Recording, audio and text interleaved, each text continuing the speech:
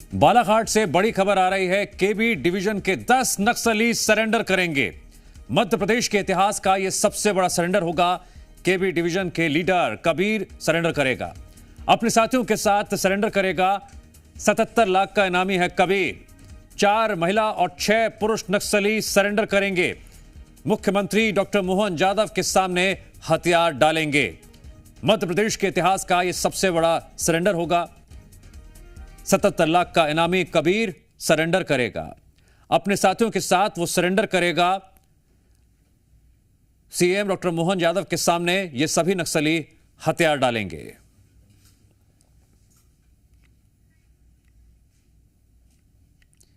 बालाघाट से ये बड़ी खबर आ रही है।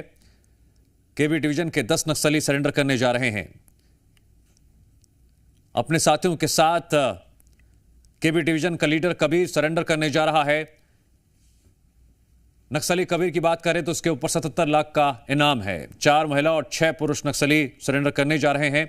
मुख्यमंत्री डॉक्टर मोहन यादव के सामने ये हथियार डालेंगे।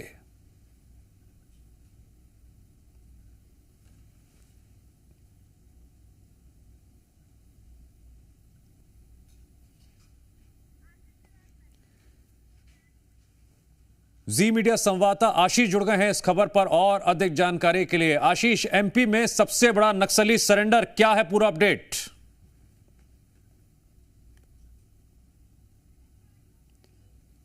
आशीष, आपको मेरी आवाज आ रही है? लगता है आशीष से संपर्क टूट गया है।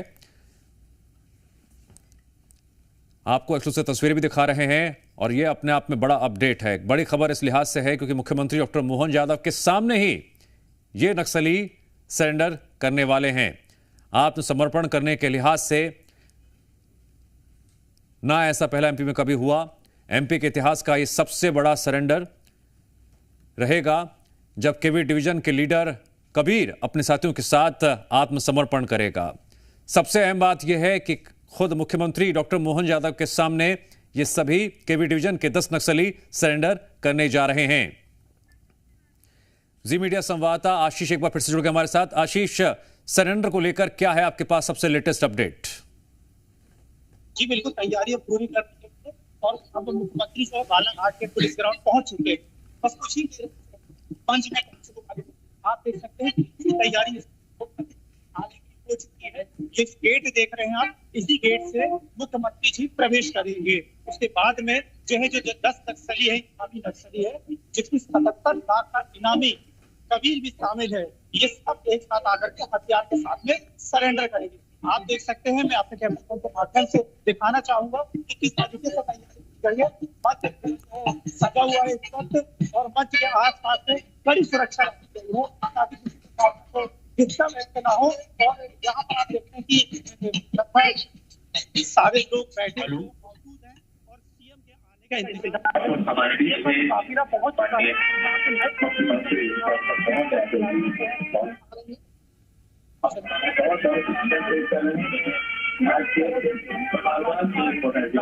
आशीष, आपकी आवाज जरा साफ साफ नहीं आ रही है, कोई खराबी जरा चेक कर लीजिए। लेकिन इस बीच लगातार तस्वीरें हम देख रहे हैं और ये तस्वीरें अपने आप में बहुत खास हैं।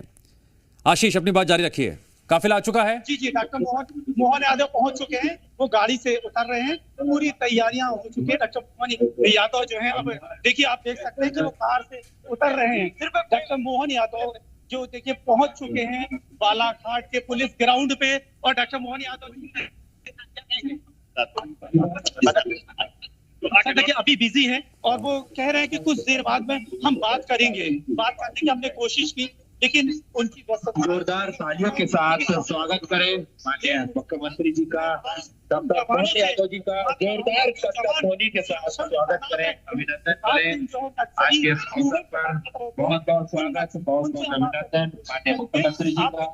आज के इस अवसर पर हमारे बीच में प्रभारी मंत्री उनका इंतजार की खड़िया आप समाप्त हो चुकी है और जवान यहाँ पर मैं उन जवानों से बात करने का प्रयास करूंगा जो जवान जंगल में रात दिन सर्चिंग करते हैं, अपनी जान जोखिम में डालते हैं। है ना, जंगल हो या जंगली जानवर हो, सबका सामना होता है, वो लगातार अपने परिवार को छोड़ करके अपनी ड्यूटी को तैनात है। आप देखिए मेरे पीछे पूरे जवान इस वक्त बैठे हैं, उनके लिए एक खुशी का पल है। देखिए इतना बड़ा खुशी का पल है कि उनकी एक बड़ी उपलब्धि है। मेरे साथ में कुछ जवान बैठे हुए हैं। सर क्या नाम है?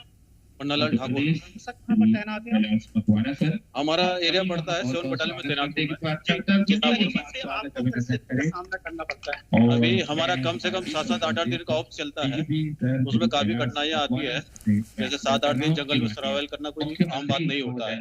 कितनी बड़ी उपलब्धि मानते हैं 10 नक्सली सरेंडर की?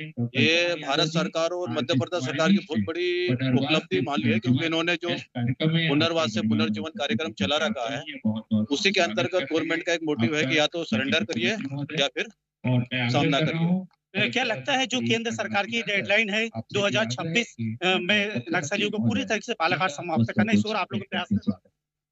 हाँ, हमें लग रहा है कि मतलब ये अभी हमारा जो भारत सरकार का वो है वो काफी ज्यादा दूर नहीं है, 26 में लगभग खत्म हो ही जाए। तो देखिए बिल्कुल जवान भी जो है उसी गाइडलाइन के अनुसार काम कर रहे हैं कि 2026 जो है समाप्ति की ओर नक्सली खत्म, मतलब लाल सलाम को आखिरी सलाम। मैं आपको मंच की तस्वीरें भी दिखाना चाहूंगा जहां पर डॉक्टर मोहन यादव पहुंच चुके हैं और मंच पर बैठे हैं। उनका स्वागत आईजी संजय सिंह कर रहे हैं। देखिए संजय सिंह जो है उनको स्वागत कर रहे हैं। प्रभारी मंत्री भी मौजूद है मंच पे। एसपी आदित्य मिश्रा जी जो है मंच पर स्वागत कर रहे हैं। और बस कुछ ही क्षण बाद वो नक्सली जिन्होंने बंदूक त्याग कर मुख्य धाराओं से जुड़ने का निर्णय लिया, ये एक सराहनीय कार्य है। अब वो कुछ ही देर में पहुंचने वाले हैं, पूरी तैयारी कर ली है। नक्सली जिन हथियारों को इस्तेमाल करते हैं वो हथियार भी साथ में लेकर के आएंगे। आप देख सकते हैं कि पुलिस ने जो है गोलियां AK-47 की गोलियां से BGT लिखा हुआ है, BGT लिखा और साथ में उसके वॉकी टॉकी है। नक्सली जो अपने साथ उपक्रम में इस्तेमाल करते हैं वो सब मंच पे रखा गया है। करके मंच पे मुख्यमंत्री जी का स्वागत चल रहा है। इस स्वागत के कड़ी के बाद जो है नक्सली पहुंचेंगे, क्योंकि समय अधिक हो चुका है और मुख्यमंत्री जी को वापस भोपाल पहुंचना है। तस्वीरें मंच से आपको लगातार दिखा रहे हैं। मैं कुछ और तस्वीरें आपके सामने दिखाने का प्रयास करूंगा। और यहाँ पर देखिए आप किस तरीके से लोग बैठे हैं, उन नक्सलियों को देखना चाहते हैं जो जंगल में कहीं ना कहीं अपनी ठीक है जुड़ने जा रहे हैं। आप आशीष लगातार नजर बनाए रखिए, आगे भी आपसे अपडेट लेते रहेंगे। फिलहाल आपका शुक्रिया। जमीन की नई गाइडलाइन दर के मामले पर सीएम साय ने कहा कि अगर लोगों को परेशानी होगी तो सरकार विचार करेगी। उन्होंने यह भी कहा कि 2017 से गाइडलाइन दर में वृद्धि नहीं हुई थी, इस पर मंथन हो रहा है। अच्छे पक्ष भी हैं।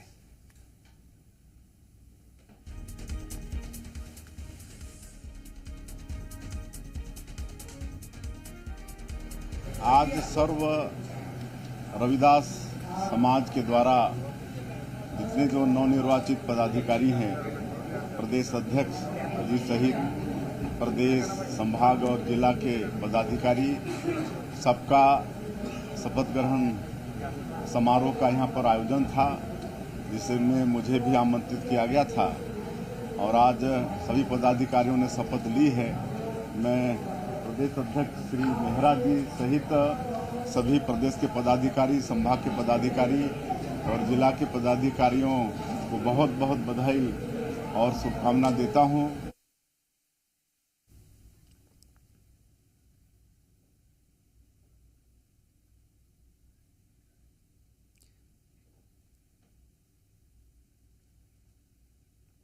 एक ऐसा मुद्दा जिसका सरोकार है जमीन की नई गाइडलाइन दरों को लेकर, उस पर हाल ही के दिनों में कई प्रतिक्रियाएं भी सामने आई हैं। मुख्यमंत्री साहब कह रहे हैं कि अगर लोगों को परेशानी होगी तो सरकार विचार करेगी। उन्होंने यह भी तर्क दिया कि 2017 से गाइडलाइन दर में वृद्धि नहीं हुई थी।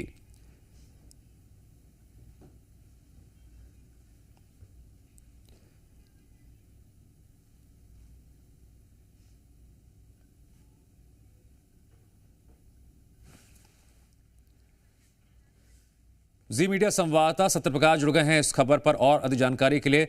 सत्यप्रकाश, मुख्यमंत्री के जो बयान के मायने हैं उसे समझना बहुत ज़रूरी है, क्योंकि ज़मीन की नई गाइडलाइन दरें चर्चाएं बहुत हो रही हैं, सवाल भी उठ रहे हैं। यहाँ पर मुख्यमंत्री जनता की परेशानी का जिक्र भी कर रहे हैं कि अगर परेशानी होगी तो सरकार विचार करेगी। देखिए, मुख्यमंत्री विष्णुदेव साय स्पष्ट तौर पे कह रहे हैं कि अगर जनता को दिक्कत होगी तो सरकार इस पे विचार करेगी। मतलब सरकार स्तर पे जो एक बात सामने निकल के पिछले दिनों में आई थी कि जिस तरह से विपक्ष इसका विरोध तो कर ही रहा है, पूर्व जो है मंत्री और पूर्व जो है 8 बार के विधायक जो है बृजमोहन अग्रवाल, जो अभी सांसद है, भारतीय जनता पार्टी के वरिष्ठ नेता है, उन्होंने भी एक पत्र लिखा था मुख्यमंत्री को। इसके अलावा अगर हम कहें तो दुर्ग में कुछ अन्य जगहों पे व्यापारियों ने भी इसे लेकर जो है मुखालफत कहीं ना कहीं की थी। लेकिन इस सबके बीच मुख्यमंत्री ने जो स्पष्ट तौर पे कहा कि अच्छा पक्ष भी है इसका, और वो अच्छा पक्ष लगता है कि लोगों के बीच उस तरह से नहीं पहुंच पा रहा है। लेकिन फिर भी उन्होंने कहा कि अगर फिर भी लोगों को, जनता को इससे अगर दिक्कत आ रही होगी तो इस मामले में जो है वो विचार किया जाएगा। मतलब ये सीधा सा संकेत है कि सरकार जो है जमीन की जो नई गाइडलाइन दर है उसको लेकर कहीं ना कहीं पैनी नजर रखी हुई है और इस पे विचार पैनी नजर रखी हुई है। ठीक है सत्यप्रकाश, जानकारी के लिए आपका शुक्रिया। और अब रुक करते हैं आज की बड़ी खबर का, जो बालाघाट से आ रही है। तस्वीरें हमने आपको दिखाई थी, एक बार फिर से आपको हम ले चलते हैं बालाघाट, दिखाते हैं लाइव तस्वीरें, क्योंकि केबी डिवीजन के 10 नक्सली यहां पर सरेंडर करने जा रहे हैं और मंच पर मुख्यमंत्री डॉक्टर मोहन यादव नजर आ रहे हैं। हथियार तो पहले ही डाल दिए थे, अब बारी सरेंडर की है और उसी से जुड़ी आप तस्वीरें इस वक्त देख रहे हैं। पुनर्वास से पुनर्जीवन, ये संदेश अपने आप में बहुत कुछ बयां कर रहा है।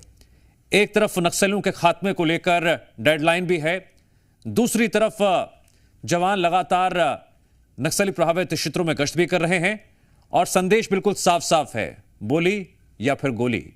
बोली के मायने यह हैं कि समाज के मुख्यधारा में वापस लौटना, और गोली के मायने यह हैं कि अगर नक्सलीबाज नहीं आएंगे तो फिर उन्हें जवानों की गोली का सामना भी करना पड़ेगा।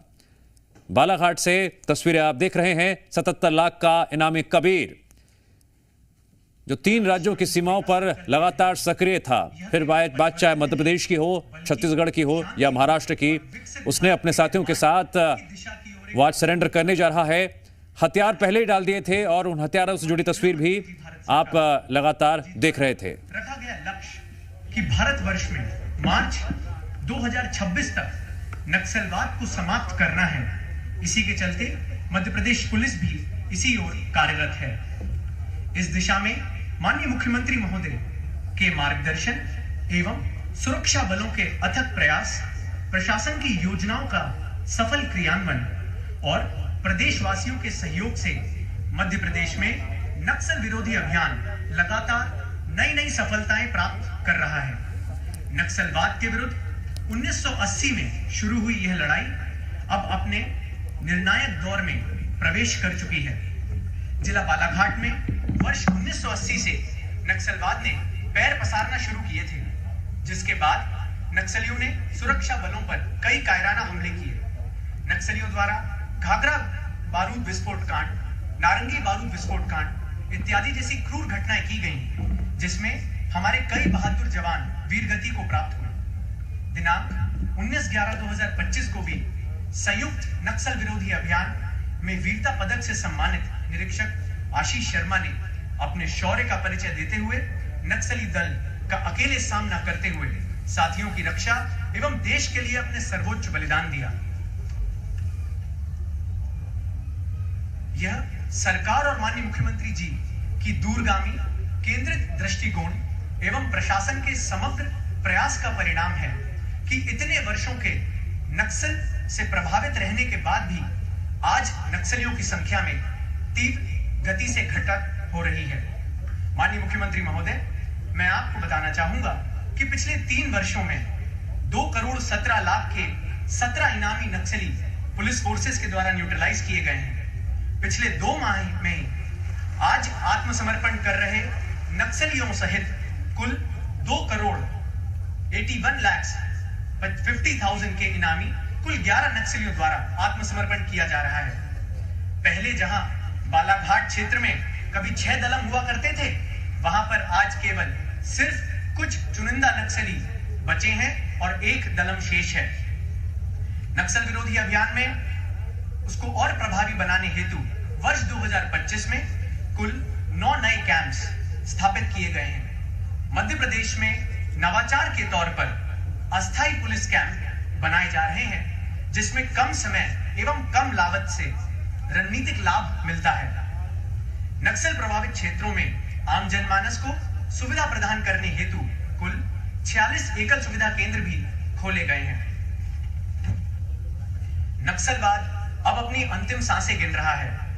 शेष बचे नक्सलियों के विरुद्ध बालाघाट जिले में एवं सीमावर्ती राज्य, जिसमें छत्तीसगढ़ एवं महाराष्ट्र हैं, के साथ लगातार मिलकर संयुक्त अभियान संचालित किए जा रहे हैं। वह दिन दूर नहीं है जब बालाघाट पूर्ण रूप से नक्सल मुक्त होगा।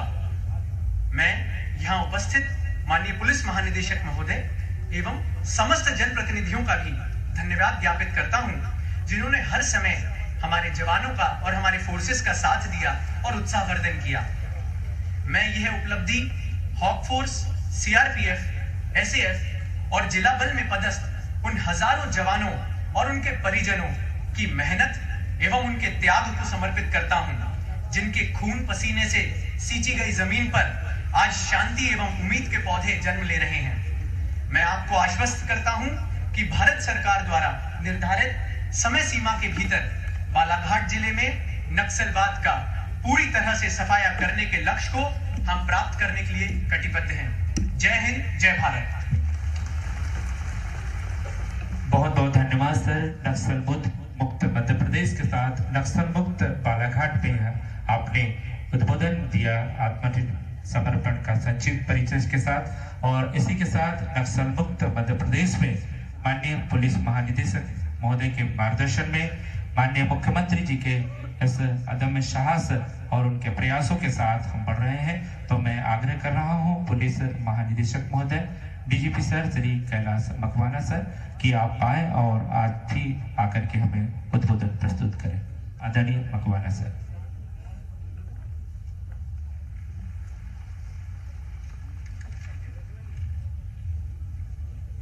आज के इस ऐतिहासिक कार्यक्रम में हमारे बीच उपस्थित प्रदेश के यशस्वी मुख्यमंत्री माननीय डॉक्टर श्री मोहन यादव जी, प्रभारी मंत्री जी, उपस्थित जनप्रतिनिधिगण, मेरे साथी अधिकारीगण, बहादुर जवानों, देवियों और सज्जनों, आजादी के बाद यदि देश की कोई सबसे बड़ी आंतरिक समस्या थी तो वो नक्सल समस्या रही है। और माननीय प्रधानमंत्री जी और केंद्रीय गृह मंत्री जी द्वारा एक लक्ष्य निर्धारित किया गया था कि मार्च 2026 तक इस समस्या से देश को मुक्त कराना है। माननीय मुख्यमंत्री जी ने पूरी गंभीरता से इसे लेते हुए एक स्पेशल डीजी रैंक के अधिकारी श्री पंकज श्रीवास्तव को एंटी नक्सल ऑपरेशन की कमान सौंपी और यंग अधिकारियों को यहाँ पर पदस्थ किया। हॉक फोर्स एसएसयू में बल वृद्धि की गई। निरंतर बैठकें करके उन्होंने निर्देश दिए और नए कैंप दूरस्थ क्षेत्रों में स्थापित किए गए। एंटी नक्सल अभियानों में एक सिस्टमेटिक रूप से गति लाई गई और 2025 में ही कई मुठभेड़ें लेकर 10 इनामी नक्सलियों को धराशायी करने में सफलता प्राप्त हुई।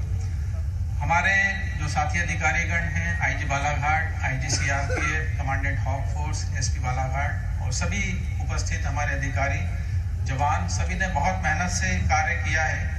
और इसी के फलस्वरूप अभी कुछ माह पूर्व माननीय मुख्यमंत्री जी ने 64 पुलिस ऑफिसर्स को मनोबल बढ़ाने के लिए आउट ऑफ टर्न प्रमोशन से भी सुशोभित किया था।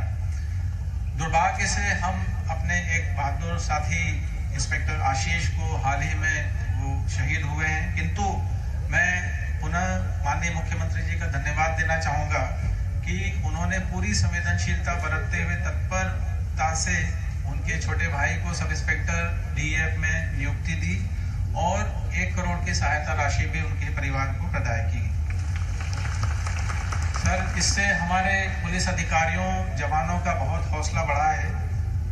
एक और जहां नक्सल विरोधी अभियानों में निरंतर गति बढ़ाई गई, वहीं दूसरी ओर नक्सलियों को आत्मसमर्पण हेतु मुख्य धारा से जोड़ने का भी आह्वान किया गया, संदेश दिया गया। और मैं यह भी बताना चाहूंगा कि निरंतर दबाव के फलस्वरूप कुछ नक्सलियों ने अन्य प्रदेशों में भी सरेंडर किया है। आज का ये ऐतिहासिक दिन है जब केबी डिवीजन के 10 इनामी नक्सली यहाँ पर माननीय मुख्यमंत्री जी के समक्ष आत्मसमर्पण कर रहे हैं। मध्य प्रदेश पुलिस के इतिहास में ये प्रथम बार ऐसा हो रहा है और इसमें 2 सीनियर लीडर्स और कुछ उनके साथी हैं, जिसमें 8 हथियार वे आज सरेंडर करेंगे। छत्तीसगढ़ में मैं पूर्व में पदस्थ रहा, 30 वर्ष पूर्व मैं देख रहा था जो आत्मसमर्पित होने वाले नक्सली हैं, कोई जगरगुंडा, कोई गोलापल्ली, चिंतागुफा, बीजापुर के रहने वाले हैं। बहुत दूरस्थ ग्रामीण और ट्राइबल एरियाज हैं जहां विकास काफी दूर है। हमारे सभी अधिकारी लगातार मेहनत कर रहे हैं, इस कारण से बालाघाट का काफी हिस्सा अब क्लियर हो चुका है। अब जिम्मा आएगा हमारे जो विकास से जुड़ी हुई एजेंसीज के अधिकारियों पे, डेवलपमेंटल एजेंसीज पर, कि वे इस वैक्यूम को क्लियर करें, सेचुरेट करें और रोजगार और स्किल डेवलपमेंट से यहाँ के हमारे जो युवा हैं, ट्राइबल्स हैं, उनको जोड़ें। मैं पुनः माननीय मुख्यमंत्री जी, माननीय प्रभारी मंत्री जी, उनको आभार व्यक्त करना चाहता हूँ कि वे एकदम शॉर्ट नोटिस पर यहाँ हमारे बीच उपस्थित हुए हौसला अफजाई के लिए। और हमारे सारे अधिकारी, चाहे वो जिला पुलिस के हों, हॉक फोर्स के हों या कोबरा के हों, सीआरपीएफ के हों, जो लगातार इंटीरियर्स में दिन रात मेहनत से कार्य कर रहे हैं, उन सभी को मैं बधाई देता हूं। उन्होंने बहुत ही बेहतरीन कार्य किया है, जिस कारण से प्रेशर बढ़ने की वजह से सरेंडर्स की स्थितियां उत्पन्न हुई हैं। सर बहुत बहुत धन्यवाद। जय हिंद। बहुत बहुत धन्यवाद सर।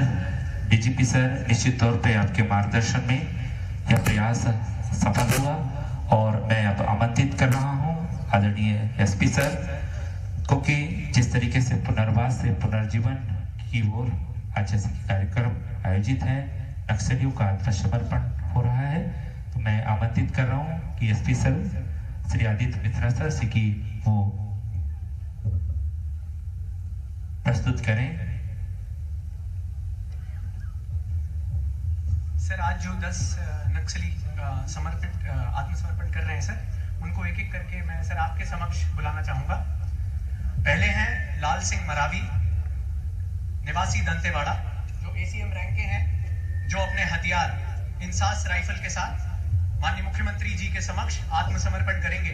और मैं माननीय मुख्यमंत्री जी से निवेदन करूंगा कि वो भारतीय संविधान की एक प्रति उनको देकर उनको मुख्य धारा में लाने की कृपा करें। लाल सिंह।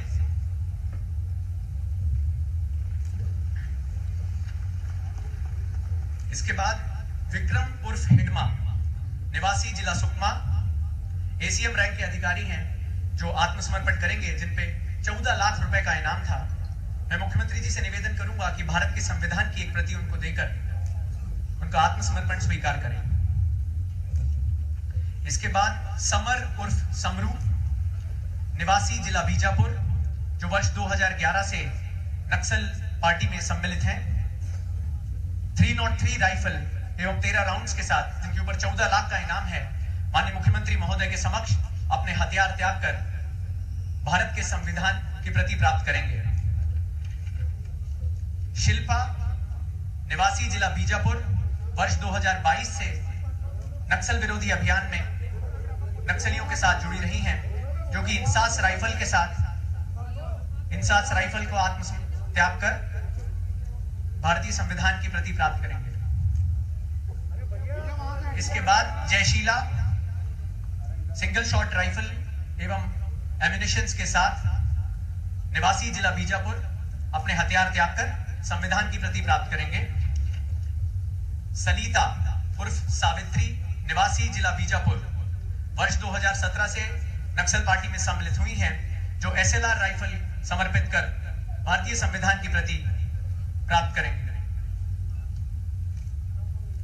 इसके बाद नवीन उर्फ हिडमा, निवासी जिला सुकमा, वर्ष 2014 से नक्सल पार्टी में सम्मिलित रहे हैं, जो कि सिंगल शॉट राइफल समर्पित कर भारतीय संविधान की प्रति प्राप्त करेंगे।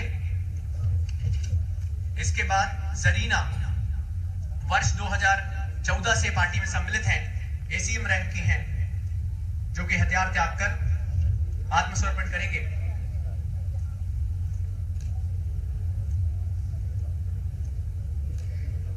इसके बाद कान्हा बोरम देव डिवीजन के एसजेडसीएम राकेश होड़ी, जो वर्ष 2002 से पार्टी में सम्मिलित हैं, डीवीसीएम एसजेडसीएम रैंक के हैं, जो AK-47 राइफल समर्पित कर भारतीय संविधान के प्रति लेंगे। और इसके बाद जिला बालाघाट और एमएमसी जोन के एसजेडसी सचिव सुरेंद्र उर्फ कबीर AK-47 राइफल त्याग कर भारतीय संविधान के प्रति प्राप्त करेंगे। सर, आज कुल 10 नक्सलियों ने जिन्होंने समर्पण किया है सर, उनके ऊपर 2,36,00,000 रुपए का कुल इनाम मध्य प्रदेश, महाराष्ट्र और छत्तीसगढ़ की सरकारों द्वारा किया गया था। बहुत बहुत धन्यवाद सर। बहुत बहुत धन्यवाद आदरणीय SP sir.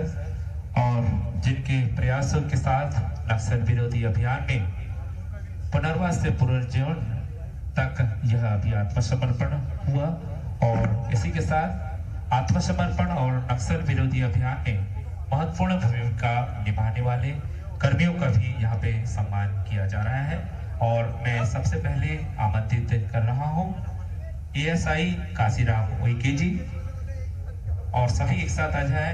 ASI Kashiram Uikey जी, हेड कांस्टेबल रघुवीर पंद्रे, मिथिलेश मेरावी, तुलसी यादव और श्री गुलाब सिंह उइके, जिन्होंने इस अभियान में महत्वपूर्ण भूमिका निभाई है। और माननीय मुख्यमंत्री जी द्वारा, डॉक्टर मोहन यादव जी द्वारा उनका सम्मान किया जा रहा है प्रशस्ति पत्र देकर। हेड कांस्टेबल रघुवीर पंद्रे और इसके बाद Mithilesh Meravi.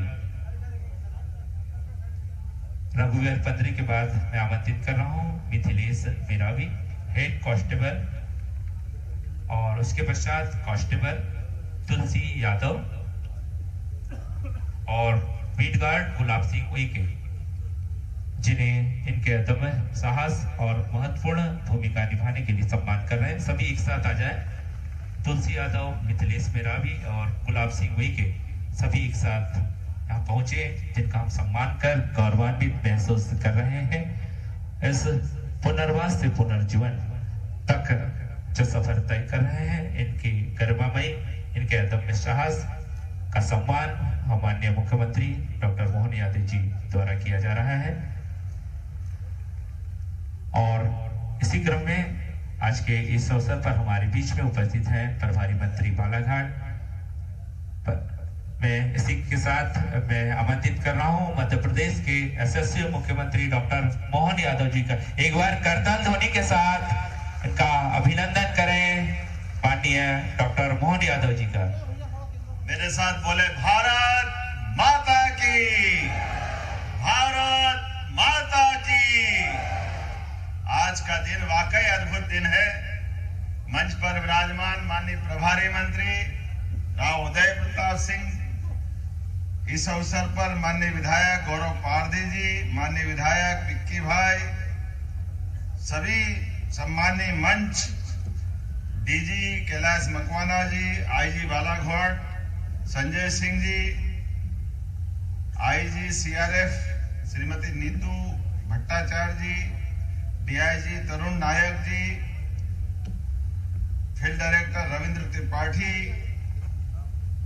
Mrinal Meena ji, Aditya Mishra ji, Rajat Sakalecha ji, Siyaj K M, commandant hawk force Vikrant Sarangpani, Kaping Singh या कपिंग गिल,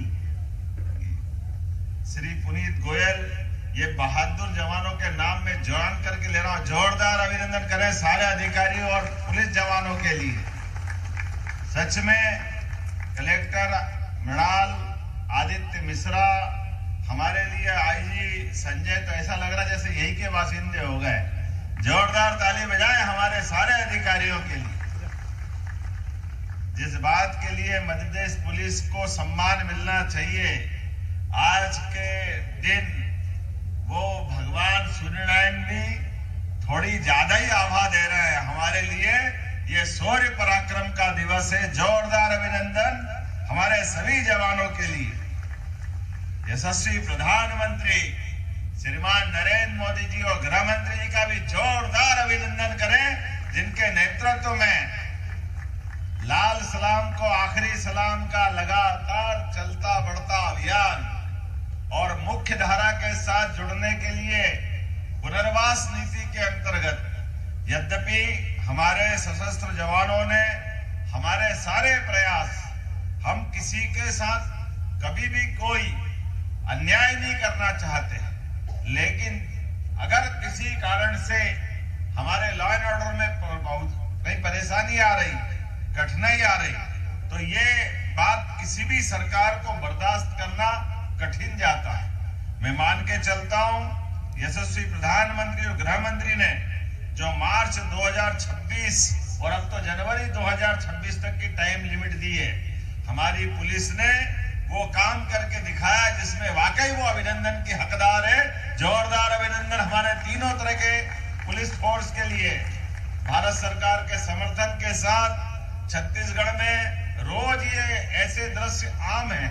हमारे लिए ये नई बात, पहले एक महिला नक्सली सुनीता ने हमारे बीच आकर के इस शांति के पथ पे कदम बढ़ाया था। जोरदार अभिनंदन करें पुलिस के तब के वातावरण के लिए। और उसके बाद ये दलम का एक नया 10 सदस्यीय समूह, जिसके आधार पर हमारे लिए अगर इनके नाम देखें तो ये सुरेंद्र उर्फ कबीर, जिसपे मध्य प्रदेश ने 12 लाख का, छत्तीसगढ़ ने 25 लाख का, महाराष्ट्र ने 25 लाख का इनाम डिक्लेयर किया था। कुल जवाब 62 लाख का इनाम इस पे था। आज इनने सरेंडर किया है। ये संविधान की कॉपी लेकर के हम एक तरह से पुनर्वास की नीति के अंतर्गत शासन की योजना हमारे सारे व्यवस्थाओं के लिए हमारे साथ मिलकर के उस मार्ग को त्याग करके जिससे कठिनाई पैदा होती है, समाज में अव्यवस्था होती है, और कानून के रास्ते पे जो आएगा सरकार उसका पुनर्बसाहट का पूरा काम करेगी। निश्चित रूप से राकेश होडी इन्हीं का भी इसी प्रकार से ये वो नाम तो सलिता, लालू, शिल्पा, नवीन, जयशीला, विक्रम, जरीना और समर सब मिलाकर के 2,36 लाख का अलग अलग इनाम इन पर डिक्लेयर था, और ये आज हमारे मुख्य धारा में मिल रहे हैं। मैं माननीय प्रधानमंत्री और माननीय गृह मंत्री की भावना के अनुसार मध्य प्रदेश सरकार के माध्यम से हम जो कर सकते हैं पुनर्वास के लिए, उससे आगे बढ़ के करेंगे, ये पक्का है। और हर तरह से जो हमारे साथ हथियार त्याग करके आ रहे हैं, उनके लिए चिंता करने का काम हमारी सरकार का, हमारी सरकार के माध्यम से और भी जो बचे हैं वो हथियार त्यागे।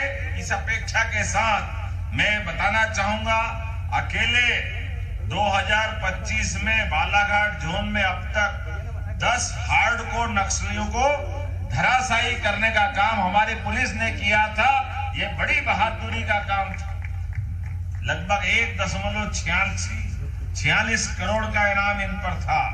मैं मान के चलता हूं, जब मलाजखंड की दलम एसीएस सुनीता ने 1 नवंबर को पुलिस के आगे सरेंडर किया था, जिन पे लगभग 17.5 लाख का इनाम था, और उसके साथ साथ जब हमारा ये लगातार अभियान चला, इसी का परिणाम है कि हमारे एमएमसी जोन के प्रवक्ता अनंत उर्फ विकास नगपुरे द्वारा सीमावर्ती जिलों में 11 सशस्त्र वर्दीधारी नक्सलियों के साथ मैं हथियार आत्मसमर्पण किया था।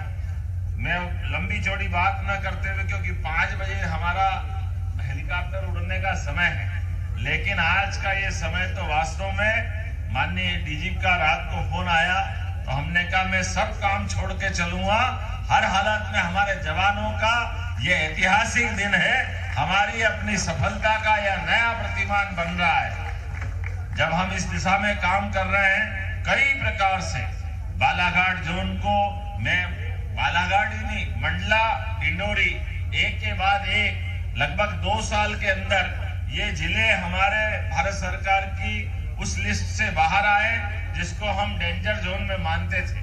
धीरे धीरे करके बालाघाट का भी कान्हा पर्यटन का केंद्र, ये पूरा क्षेत्र, और उम्मीद करेंगे जनवरी तक हम अपने उस संकल्प की पूर्ति मध्य प्रदेश सरकार बालाघाट जिले से भी करके देगी, जिसकी माननीय गृह मंत्री जी ने अपेक्षा की है। जोरदार अभिनंदन करें इस माध्यम से। आज के इस अवसर पर बहुत सारी सौगातें अलग अलग प्रकार से हमारे शासन के द्वारा दी जा रही है और भी देने का प्रयास करेंगे।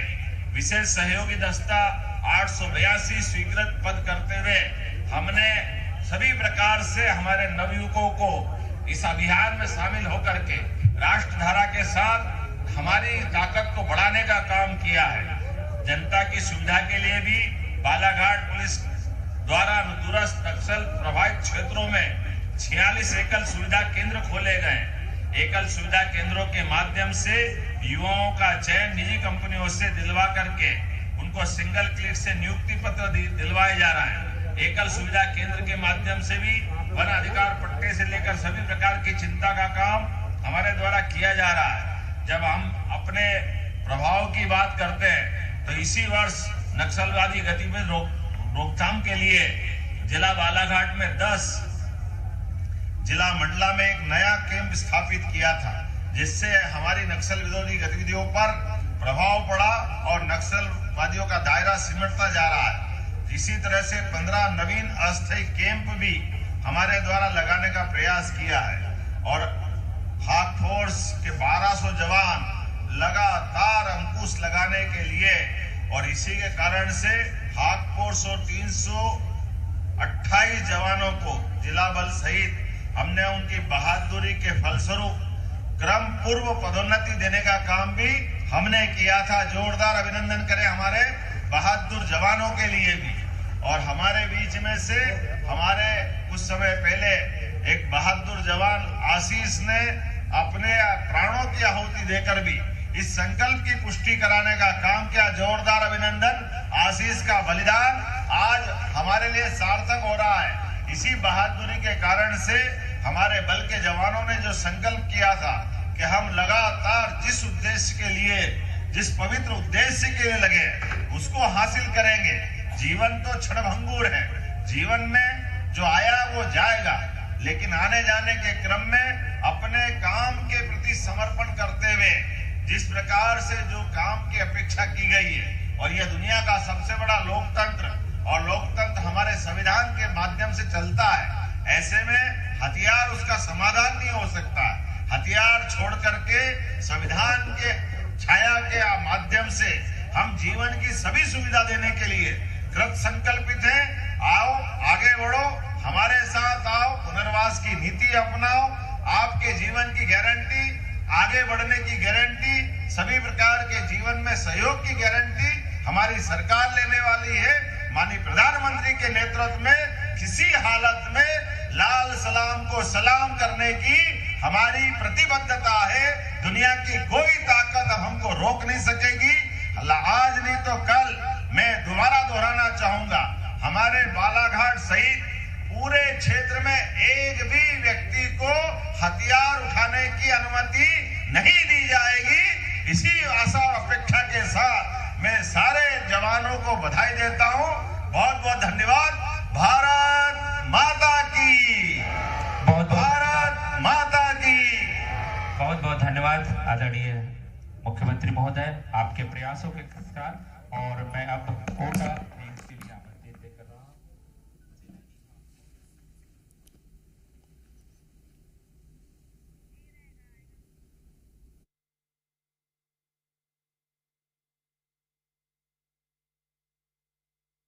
सुनीता ने जिस पर 17.5 लाख का इनाम था, सरेंडर किया था, और मध्य प्रदेश के इतिहास का ये सबसे बड़ा सरेंडर आज हमारा यहाँ 10 अलग अलग सदस्यों द्वारा किया गया। इसमें सुरेंद्र कबीर जिस पे 62 लाख का इनाम है, इसी के साथ राकेश ओडी, मनीष पिता समरथ, इस पे भी 62 लाख का इनाम मध्य प्रदेश, राजस्थान और महाराष्ट्र पुलिस द्वारा, तीनों राज्य की पुलिस जिनको ढूंढ रही थी। समारू इस पे 14 लाख का इनाम, सलिता और सावित्री इस पे 14 लाख का इनाम। विक्रम उर्फ हिडमा, इस पे 14 लाख का इनाम। लाल सिंह मरावी, इस पे 14 लाख का इनाम। शिल्पा निप्पो, इस पे 14 लाख का इनाम। जरीना जोगी मुसाक, इस पे 14 लाख का इनाम। जयशीला उर्फ ललिता, 14 लाख का इनाम। नवीन नुप्पो, इस पे भी 14 लाख का। कुल जमा लगभग 2 करोड़ 36 लाख का इनाम इन विविध अलग अलग प्रकार के 10 नक्सलवादी दलम पे था। इन्होंने सब ने पुलिस की योग्य कार्रवाई के कारण से अपने आप को सरेंडर किया है। मध्य प्रदेश सरकार सारे अभी भी बचे हुए जो कुछ, यद्यपि हमारे राज्य में बहुत थोड़े से बचे हैं, मैं आपके माध्यम से भी अपील करूंगा कि आइए हम सब पुनर्वास की नीति के माध्यम से उनके जीवन की भी गारंटी लेंगे। लेकिन ये समय सीमा भी है और यशस्वी प्रधानमंत्री श्रीमान नरेंद्र मोदी जी और गृह मंत्री जी का हमारा सबका संकल्प है कि हर हालत में हमारी धरती पर नक्सलवाद का हम खात्मा करके रहेंगे।